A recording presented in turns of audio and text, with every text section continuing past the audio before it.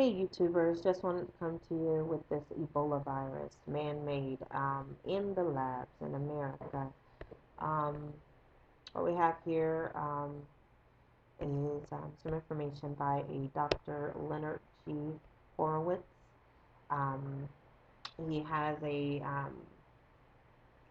has his credentials from Harvard. I'm going to put this link inside the videos where you can actually read these reports for yourself. However, reason why I'm bringing this is, I don't know, it's like with this virus, it just reminds me of the rise of the Planet of the Apes.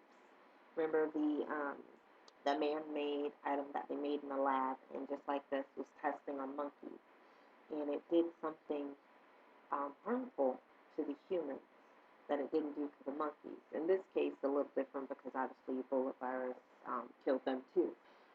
But it's just something, amazing that just like in there, where it shows where the one person ended up sneezing and getting on the other person, the pilot, who the pilot then was traveling, and then everywhere that he went, and these people inside the airport, and all these people that was infected, and then they went, and one person affected hundreds, and so forth, to the point that it basically killed off, it decreased the population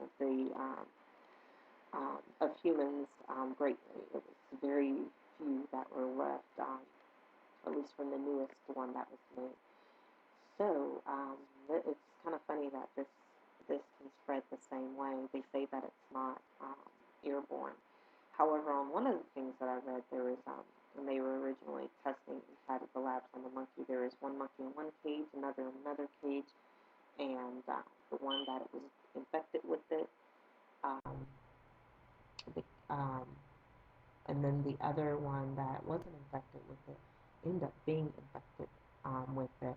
And first they were saying, okay, because maybe they were one, you know, was breathing, even though it was across the kind of, breathing at the other. But then there's another study where there was one monkey in one room and another in a whole other room that got infected and never had physical contact or in the same room as that other monkey before being infected. So therefore, that shows that it is airborne. It even travels through probably even the ear ducts. This is very dangerous. But the good thing is that we know that pestilence will come because this is the day that we're living in. This is the day that Jesus tells us about. So we know that our redemption draws nigh. So, I'm actually excited. I'm sorry for the people who are being infected. But I tell you right now, the best cure for it all, the best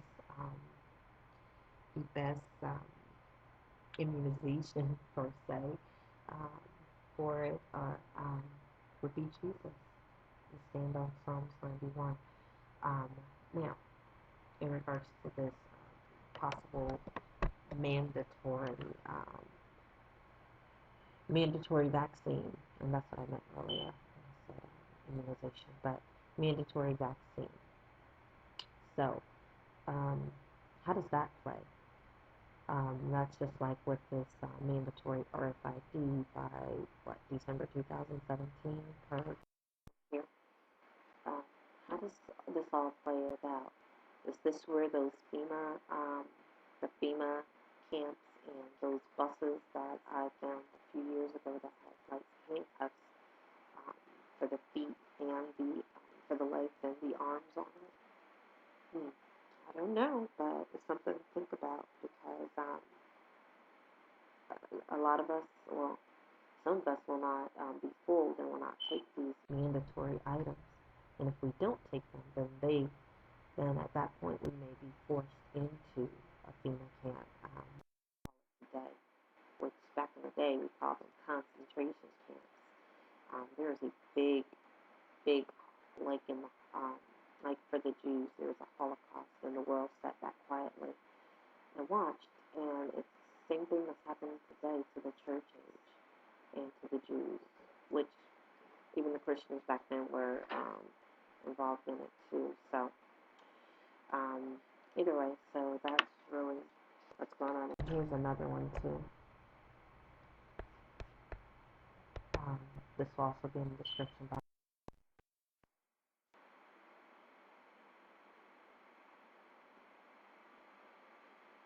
I'm just showing all right, so but I hear that there's already people possibly being quarantined in New York and all over different places. It's also has I think it's was it Spain?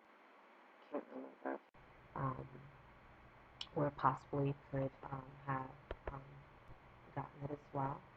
Um, some nurse or something there, and those doctors and nurses who have been going to actually dress and be prepared for this, but yet are still receiving it because, like in some areas, they're complaining because their suits are not sealed tight.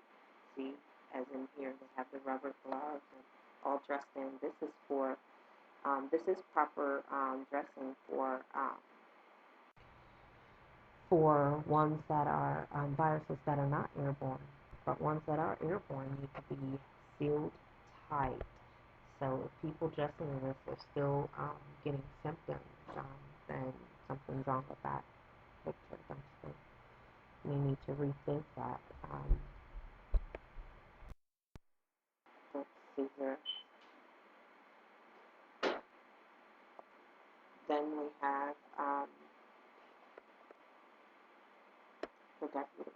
The deputy who went out to make sure people were, who visited who has now been put into the hospital or admitted to the hospital for those same symptoms. I think I said police officer. If I didn't, I'm a police officer or deputy. Um, this guy, he really had minimal contact other than, he was out, was ordered to go inside the unit, as it states here, with officials to get a quarantine order signed. No one who went inside of the unit that day wore protective gear and outlook, but it's not airborne. Well, at least that's what they tell us. So it's nothing for us to be concerned about, but it is something for us to be, protect ourselves,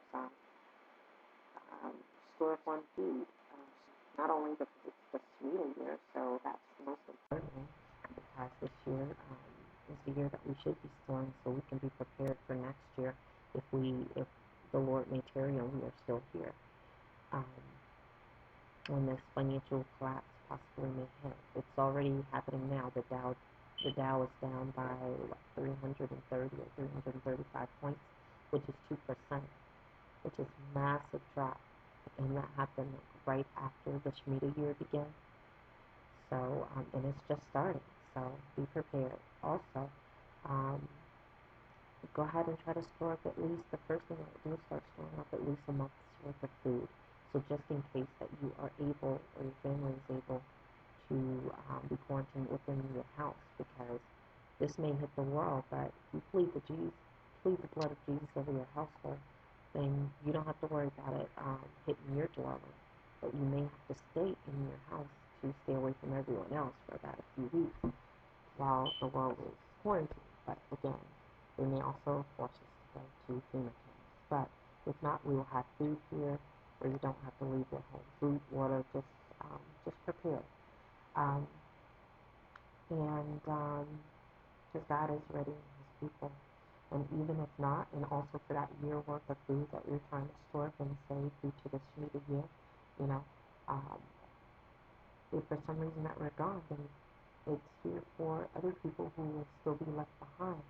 And because remember, we're going to have a lot of brothers and sisters that will come out of this tribulation period. Okay, well, that's all I have to say for today. Keep looking up. Jesus is coming soon.